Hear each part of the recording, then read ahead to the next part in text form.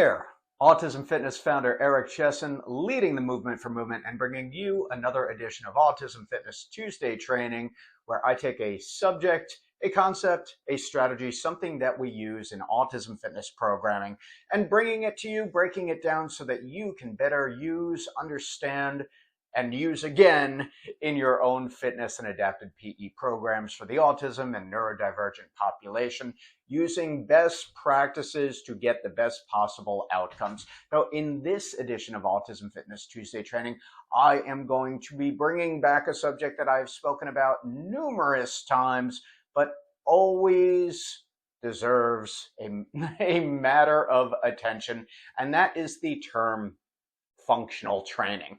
And I will say one of the reasons that I started Autism Fitness, and particularly the Autism Fitness Certification program, is that I wanted to establish a best practices standard for implementing fitness programs for the autism and neurodivergent population. And the thing about that is, among other things, by the way, don't forget to like and subscribe. It helps out the channel and brings it to more people who can use the information.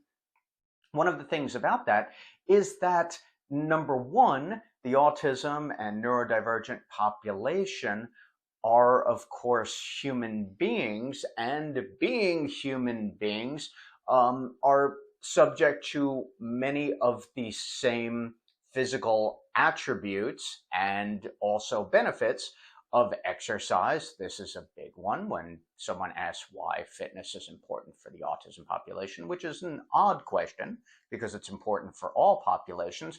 And the second part of that is the fact that there is this entire field of research and practice called exercise science.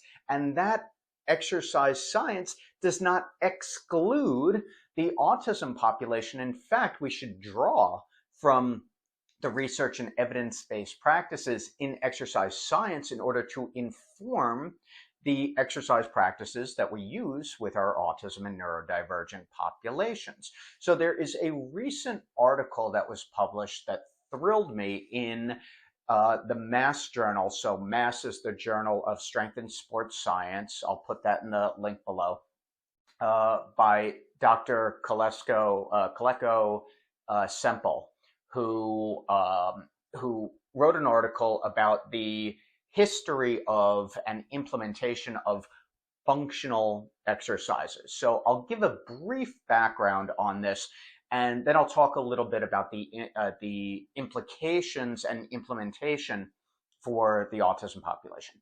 So functional training is essentially a catch-all term that usually connotates there is some type of unstable component or balancing component or additional movement component of an exercise. Much of the functional exercise, and I know I keep putting this in air quotes, but much of the functional exercise movement, no pun intended there, slightly intended but not really, much of the functional training movement came in the late 1990s and early 2000s as a strange backlash against what was perceived as traditional bodybuilding style training, either with free weights or machines, which was purported, turns out to be not true, but purported or suggested to limit real life or functional abilities that would generalize beyond the gym. So the thought process was, and again, this was incorrect, that traditional bodybuilding style and programming, so focusing on just arms or shoulders or chest and focusing on compound movements like push-ups or bench press or squatting or deadlifting, and in these different ranges, the prototypical 3 to 4 sets of anywhere from 8 to 12 repetitions, which is very common, very effective, by the way. But that these were subpar in terms of delivering a training effect or a change in the body that would enhance other skills, whether sports specific or life specific. This turns out to be very much not true, and it opened up the floodgates to a lot of what can simply be described as silly exercises. Most of them involve standing on an unstable surface, for example, a Bosu ball or a balance beam type implement, or I'm sure you've seen them gathering dust in the gym. Hopefully they're gathering dust in the gym, those balance pods, or anything that creates instability on the ground, with the idea, oh, and of course, Swiss or stability balls that just seem to multiply like trebles. Shout out to those of you who are into Star Trek. I'm in it peripherally because one of my athletes is really into it, so I know more than I ever thought I'd know about it, but I digress. The stability balls, which you can see in a lot of physical therapy clinics too, because for years and years and years, it was the thought process, and it was also a lot of marketing that, oh, we need to use unstable surfaces because it engages the core better, whatever that means.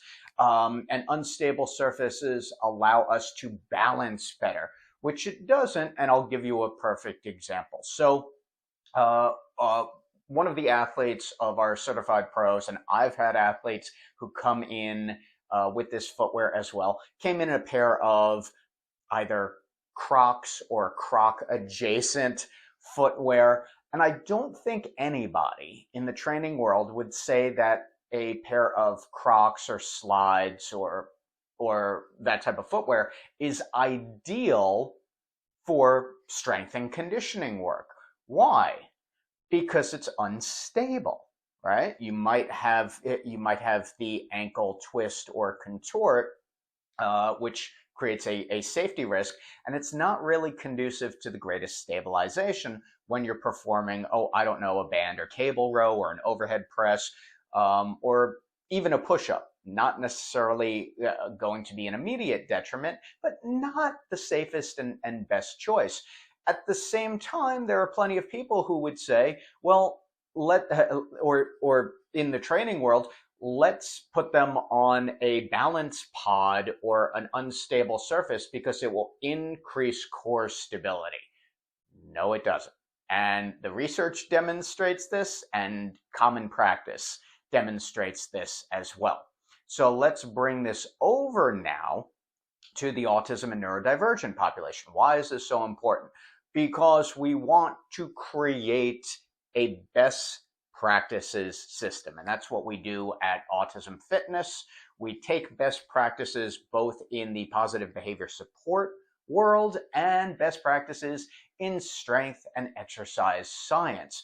So when you put somebody on a balance pod or an unstable surface, they do have to balance, but it's at the detriment of performing that exercise. So for example, if you are squatting on a flat, stable surface, you're able to squat deeper, and you are able to squat, if you are at that point, with more weight, thus increasing strength over time in the legs, in the hips, even in the trunk a little bit. Awesome cakes. This is what we're after. If you put someone on an unstable surface, more of the time they are dedicating on that unstable surface to stabilizing their ankles, and it becomes a less, not more, a less effective exercise.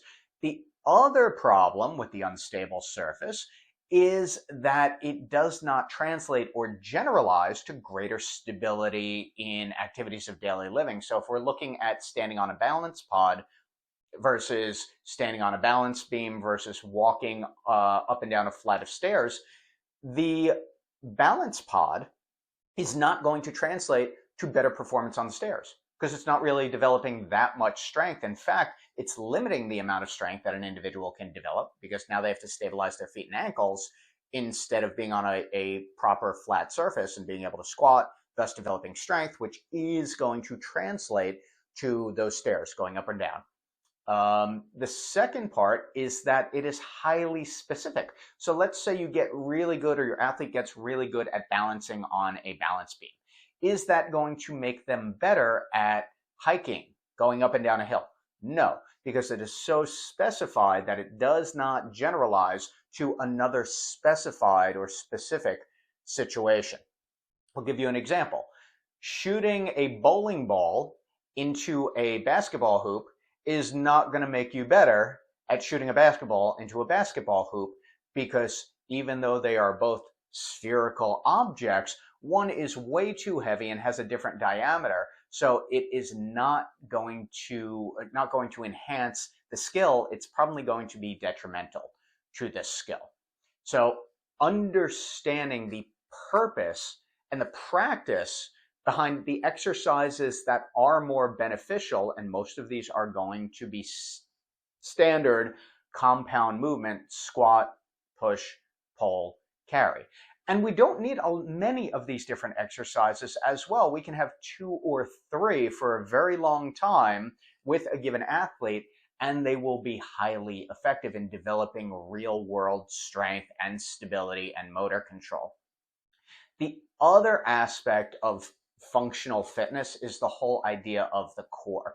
Now, the core coincides very nicely, or is lumped in very nicely with the term functional, in that it means everything and nothing at the same time, and there's a lot of assumption made about what it actually means. So when we talk about the core, it usually means the abdominal wall, and we can talk about something like a plank, which is ubiquitous across training centers everywhere, even in programs for the ASD and neurodivergent population. So, quick test, right?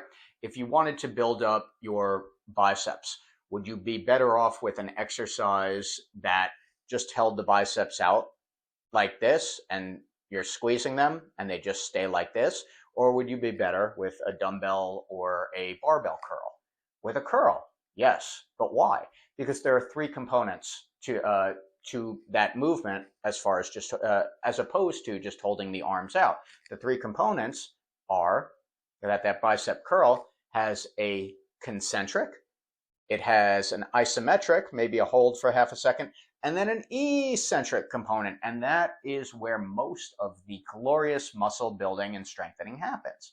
If we're just holding a position, there is no eccentric contraction, thus making it a less functional exercise for the abdominals and for the core.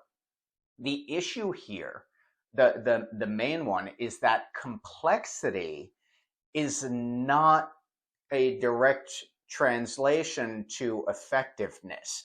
And the functional area of training, or what it has become, how it is marketed, what it looks like, even though it looks complex, because it is, actually has much less net benefit and potentially detriment, and at neutral isn't doing anywhere near as much as we could do with our standard compound movements, our squat, push, pull, carry, etc. It's basically a waste of time. The other issue is that it becomes an ego boost for many professionals who want to demonstrate they know this really cool exercise, or they have this advanced training system. You don't need an advanced training system. Advanced in comparison to what, right? In comparison to something that is already standard and effective. So be wary of functional training, be wary of advanced or complex exercises, be wary of unstable surfaces, because the research and practice has indicated and demonstrated and basically proven over and over and over that the benefits that may have been thought to occur from these simply don't. And when we're talking about the autism and neurodivergent population, if you are currently working with ASD life skill athletes, you already know that there are a lot of motor planning and strength deficits that are common to these populations. So the question is, do we want to create and incorporate programs that meet those needs with exercises that have been proven over and over among different populations to develop strength, to develop motor control, to develop greater stability, or do we want to get fancy and use exercises that simply don't work for the sake of saying this is really cool and this is going to stabilize the core, or this is a balance training exercise? You can call it whatever you want. It's not going to do that.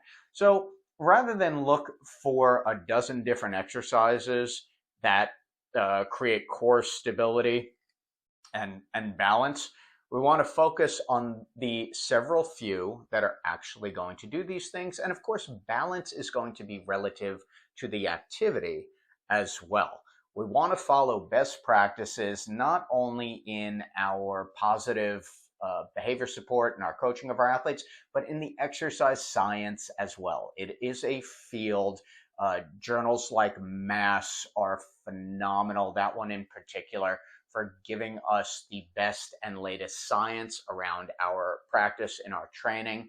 And if we only have a given amount of time, and we usually do, training and supporting our autism and neurodivergent athletes throughout the week, we want to make it count. So I hope this has been helpful for you. Share it with people who really need to see and hear it, even if they may not want to, because we want to support best practices. And if you're interested in becoming an Autism Fitness Certified Pro, then you can head on over to autismfitness.com, download the course syllabus, register, and begin your coursework immediately. All the exercises are functional, but they're not functional exercises. If you get my drift after listening and watching this video, I am Autism Fitness founder Eric Chessen, leading the movement for movement. Thank you very much for watching. I'd love to know what you think. Leave it in the comments below. And if you have a topic you'd like me to cover in a future edition of Autism Fitness Tuesday Training, leave that in the comments below also. Love answering those questions. Thanks for watching.